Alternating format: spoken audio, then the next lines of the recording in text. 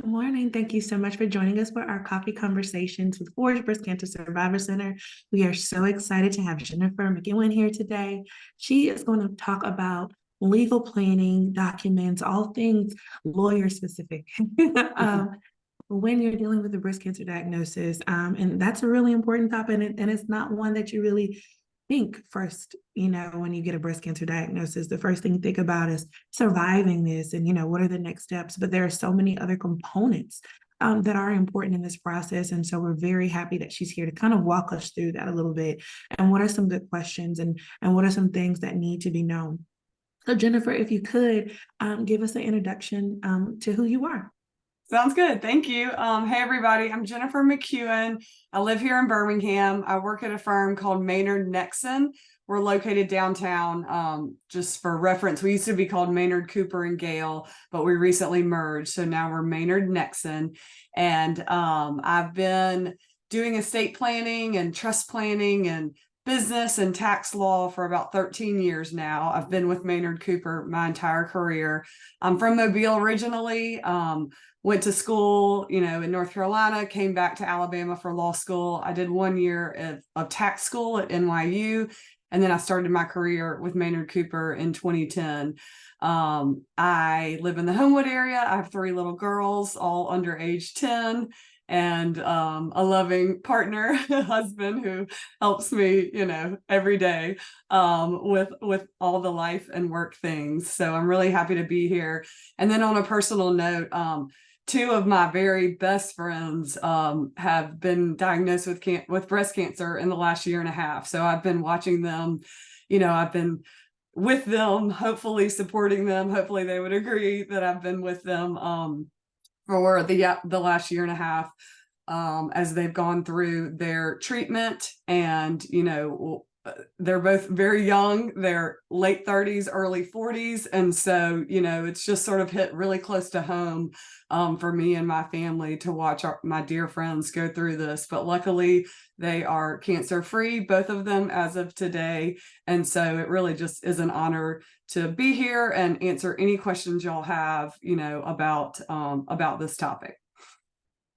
Thank you so much. And I'm sure that you've been wonderful. This isn't Forge's first interaction with you. And so we know you to be a very personable person. And so much of that is helpful when somebody's going through something as serious and as hard as breast cancer. So thank you for continuing to work with us. And I'm happy for your friends that they've made it. You said today is their anniversary. So did they get diagnosed together or? No, they were a couple months apart, 2 or 3 months apart. And just one, I think, was in April of 2022 and one was in June of 2022. But as of today, they're both cancer-free. Well, that is something to celebrate. Yeah, for sure. Exactly.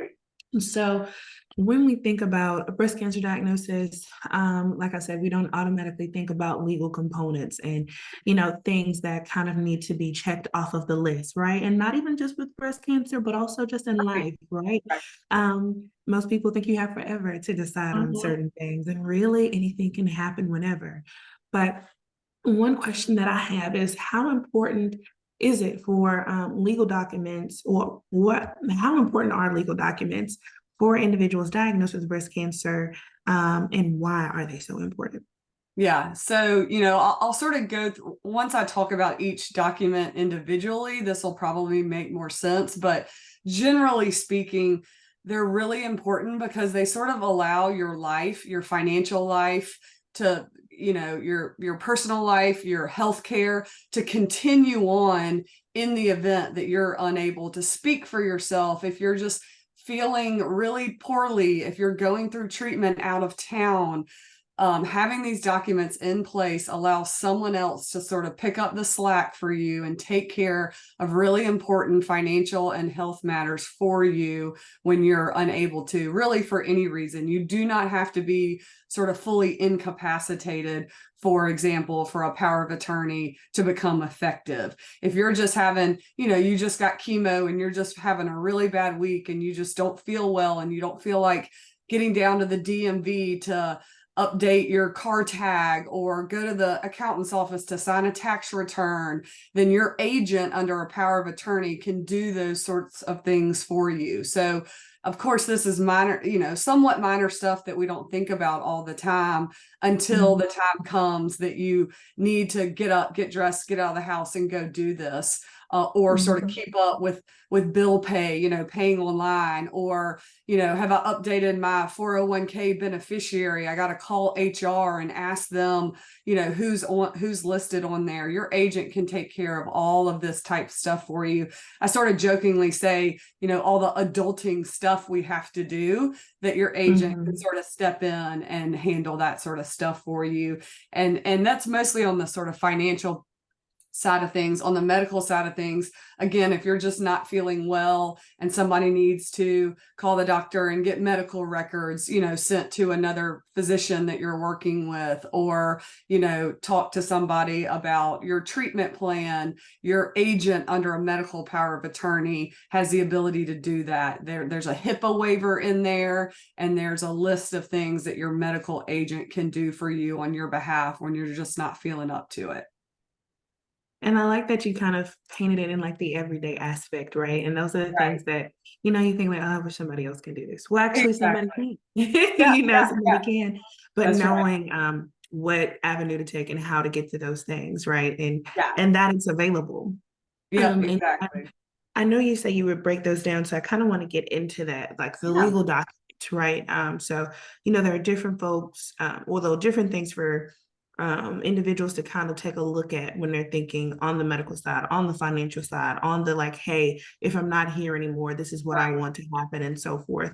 So if you could break down what those documents are, and when can someone kind of start thinking about how to get these things completed? Yeah, absolutely. I mean, honestly, this is cheesy, but like yesterday, everybody, whether you have a breast cancer diagnosis or any illness, needs these documents. Any adult walking around needs these documents. It's very important, but it becomes even more important when you're sick, because like I've said, there's going to be times where you're just not up to sort of handling your affairs for yourself. And then, of course, unfortunately, your risk of death is higher, when you have breast cancer. So making sure your affairs are in order for your family is really one of the best things you can do for them, because they're going to be grieving. And the last thing that you want them to do is have to handle sort of a disorderly estate. But I'll walk through them sort of individually. So the financial power of attorney is a document. Basically it's a statutory form that allows you to name what we call an agent who can act on your behalf with respect to financial matters.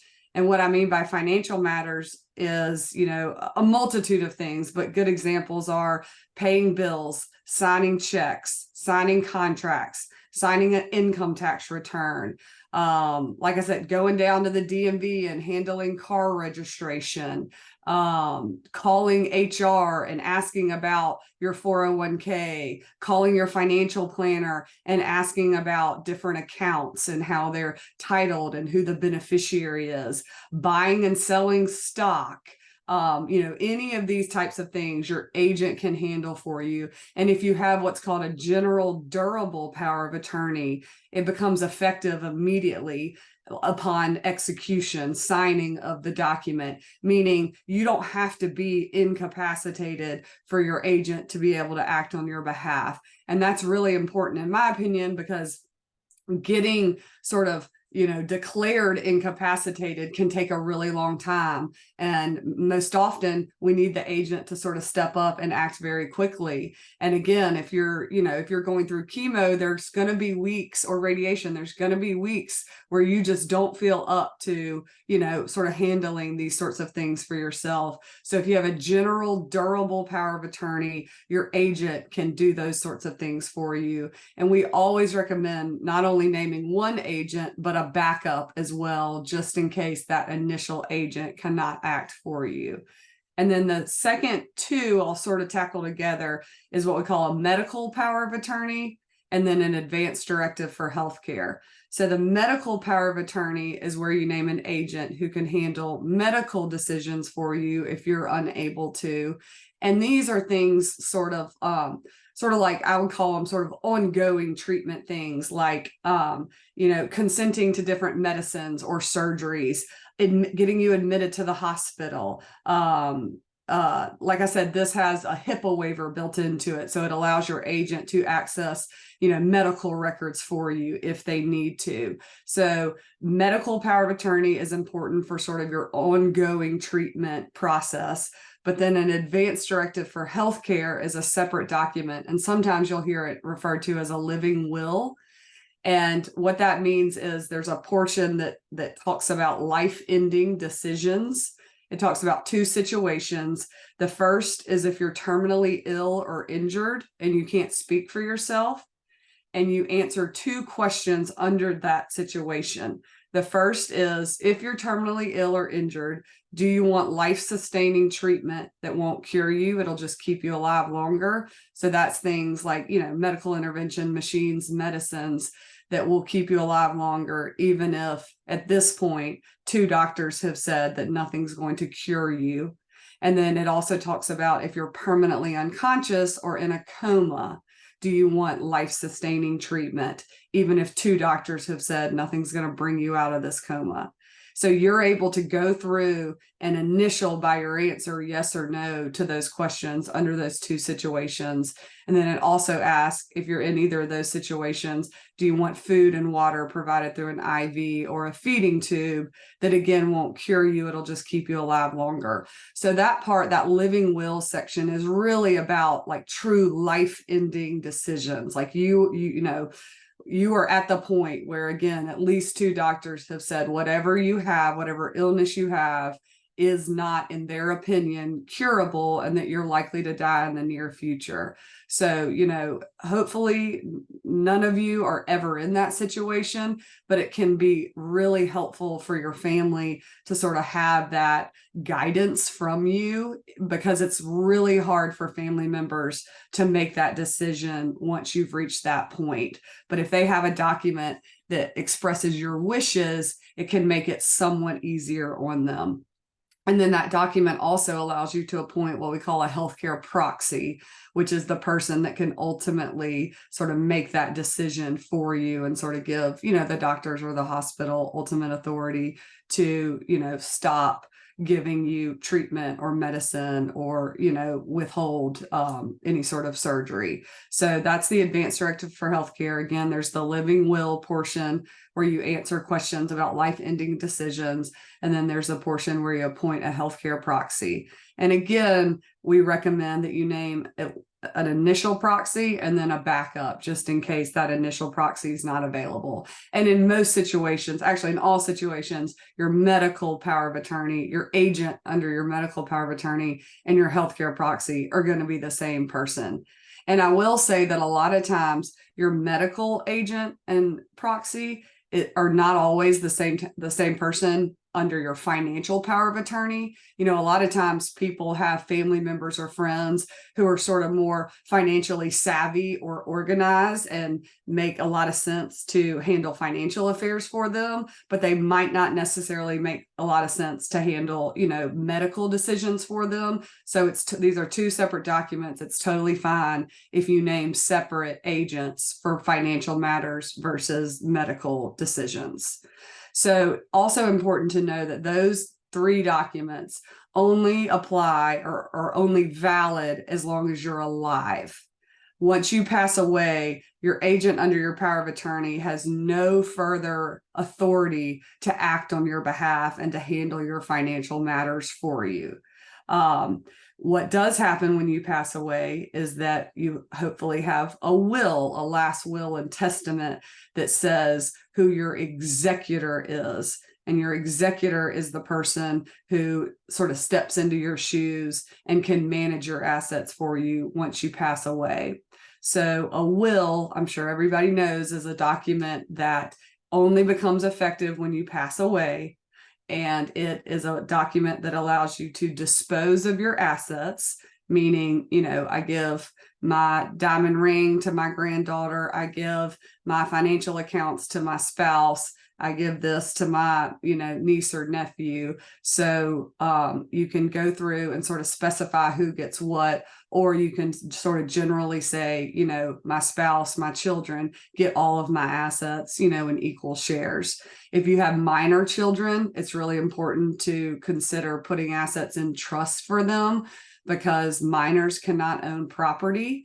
And if you leave assets outright to a minor, we have to go to court and get a conservatorship set up, and it's a big pain. It's expensive, it's time consuming, and there's just no need for you to sort of put your family through that. A will also allows you to name a guardian for minor children if you have minor children, and so that's really important as well. With young families, especially thinking through who's going to serve as guardian if both parents are gone is a really tough decision, but it's one that, needs to be made. So backing up again, the will allows you to dispose of your assets. It allows you to name an executor, who is the person that is going to marshal your assets, gather your assets, pay all of your final debts, file that last income tax return, file an estate tax return if you need to, and then dispose of your assets, meaning transfer them to your beneficiaries.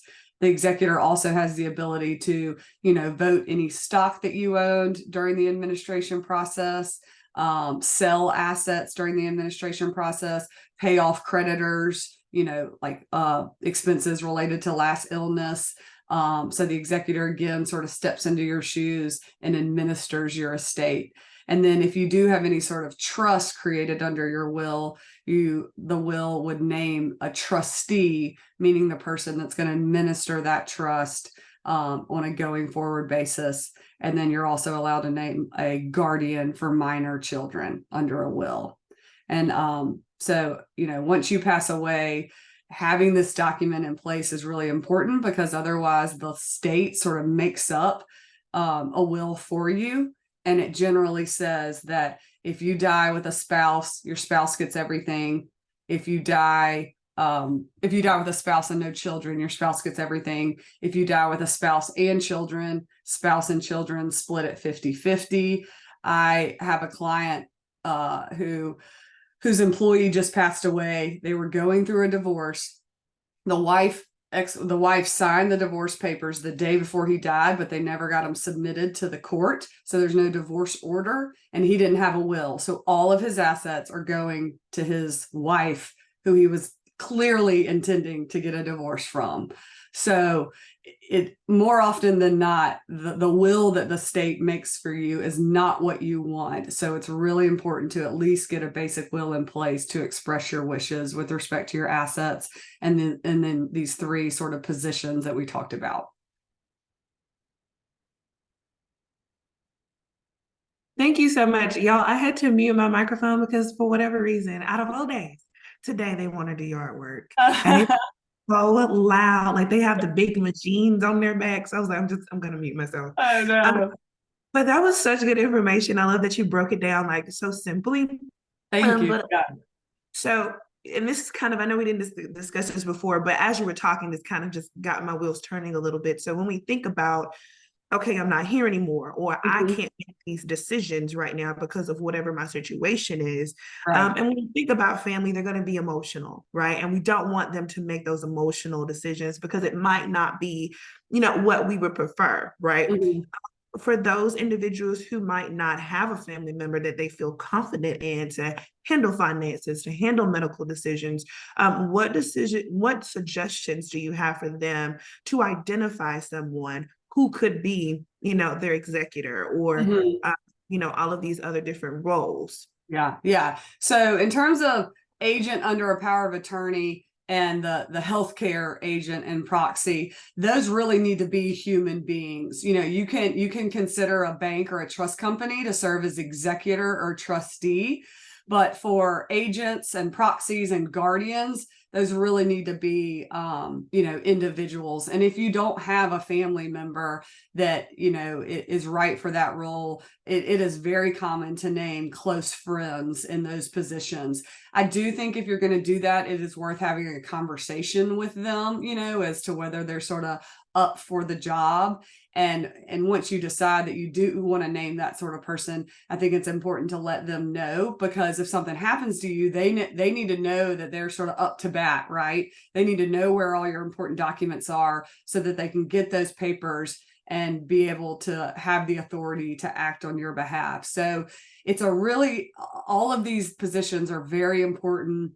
It shouldn't be taken lightly. You should put a lot of thought into it, but know this: as long as you're competent, as long as you have capacity, you can change all of these documents 100 times until the day you die or become incapacitated. So, I wouldn't sort of get paralyzed by these decisions. Do what's best for the time being. And if you change your mind later, we can make some changes to the documents.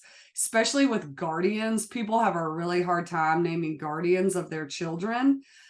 So, it's easy to think, and I think it's natural to think, no one can sort of parent my kids like I can. And that's correct. I mean, you are the best parent for your kids.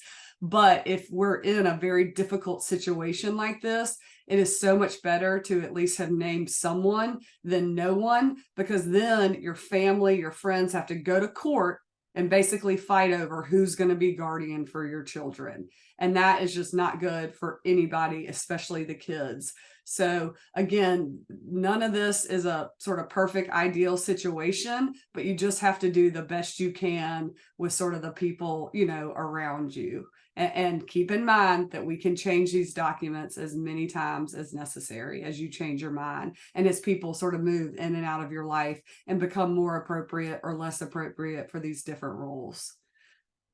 Yeah, and that just kind of leans to go ahead and get it done. Yeah. Don't. And I think that especially like with the younger you are, right? Like I'm in my late 20s. Yeah. Like you think about this, you just kind of have this shield of like, I don't have to think about that yet. Mm-hmm. But unfortunately, even with breast cancer, people are being diagnosed younger. Right. And so it is something that, is good for not even just when you're diagnosed with breast cancer, but something that you just need, because you never know what can happen, right? You can get diagnosed with breast cancer, but it could be a car accident that gets, Exactly. that gets someone in a situation that's unideal. Right. So those are really great suggestions. What are some things? So if somebody's like, okay, I need to get something in place, what is their first step that they need to take to go ahead and get these things done? Yeah. So, I mean, I'm biased, but I don't think there's any replacement for a good estate planning attorney. I mean, you can go online all day long, but unless somebody that does this on a regular basis is interacting with you and asking you the right questions and explaining these documents to you, in person or virtually, you're just not going to get the sort of service you deserve. Again, there's websites. The Alabama Bar actually has a really good section on sort of forms that you need to consider, but I would never recommend that you sort of do those on your own or do those on a website. I mean, once you see a power of attorney and once you see an advance directive, you'll see there's a lot of things to answer. There's a lot of things to consider. And so, again, there's just no replacement for talking to an estate planning attorney about these sorts of documents. The Alabama Bar website also has this great referral service, which is completely free. And you just fill out a form and call them up and say, this is what I need. And they'll put you in touch with an attorney that can help you. And you can tell them your budget, and they have that sort of information. Attorneys charge different hourly rates. They charge different amounts for different sort of packages. And the Alabama Bar Association has that information and can point you in the right direction, sort of depending on your budget. And then there's a volunteer lawyers program through the Bar Association where people like me, estate planners, volunteer their time to help people that truly can't pay for these services. And so once a month, once a quarter, they'll host sort of a clinic where you can go and talk to a real estate planning attorney about, your situation, and they can generate these types of documents for you, like right then and there. Again, assuming that you sort of qualify for that needs-based program. But, I think also the best sort of thing to do is just talk to your friends. Who did you use? Did you like them? Sort of that personal referral is, it just can't be beat, because you can talk to them about what was their, sort of mannerisms, or what was their, did you feel comfortable around them? Did you understand them? A lot of lawyers can talk really technically and use a lot of legalese, and it's hard to understand them. And, did you feel comfortable telling them about your family situation? I mean, not a day goes by that I don't hear about, an illegitimate child, or, long held resentments with a brother or a sister-in-law. I mean, this is a very, very personal sort of area of the law. And so you need to feel comfortable with the lawyer that you're working with. And don't feel bad if you want to sort of go interview 2 or 3 lawyers. People do that all the time. I think you have every right to do that, because again, this is a very personal relationship, and hopefully it's a long-term relationship. I mean, my clients are my clients for life. They come back all the time with family life, family changes, life changes, financial changes, and we have to look at their documents and sort of, update them to take into account, what's going on at the time. So again, a good estate planning lawyer just can't be beat. Financial planners and accountants, if you have good relationships with a financial planner or your accountant, they have a really good sort of base general knowledge of the types of documents you need and probably the decisions you need to make. And usually they work with lawyers that they can refer you to as well. So that's another source as well. But then I was just looking at the Alabama Bar website this morning. It does have a lot of information to sort of get you started and, read about what you need. I think it'll help you sort of generate a lot of questions that you can go to a lawyer with, so that you're sure to get sort of that comprehensive service, and make sure that you tell them everything they need to be able to provide really, good comprehensive documents for you. Thank you, because that was going to be my next question, like what resources are available to kind of help people, Yeah. get started. And I like that you make it feel like a very human experience, right? Because oftentimes, like, we think that everything is just straight business, but a lot of things in life are about relationship. Yeah. And it's okay to ask someone else who like, you've done this, my family drama. Do you think this person would be a good mix for that? Right. And it matters, and it kind of helps you, okay, this is really important. This can kind of take a back seat right now. What do I need to kind of focus on? So you answered the question that I was going to ask. Sorry. No, that's great. That's great. So before we wrap up for our Q&A session, are there any other final thoughts that you'd like to leave for anybody viewing this video? Yeah, I mean, as you all know, fighting a cancer diagnosis can be a really long and exhausting process. And so to me, getting these legal documents in place quickly so that you can put them aside, hopefully they sit on a shelf for forever, so you can focus on your health and your family and getting better, is really important. I mean, it's sort of like ripping the Band-Aid. Nobody wants to talk about death. Nobody wants to talk about being in a coma, or being terminally ill, but life throws us curveballs. Life is hard, and the more prepared we are for these tough situations, the better. I mean, watching my friends go through this over the last year and a half, they had so little control over their diagnosis, over their treatment, over how they felt. But you can control getting these legal documents put in place, so let's take that off the table. Let's focus on getting better. Let's focus on feeling as well as possible during your diagnosis, and sort of putting yourself and your family at ease by getting these documents in place sooner rather than later.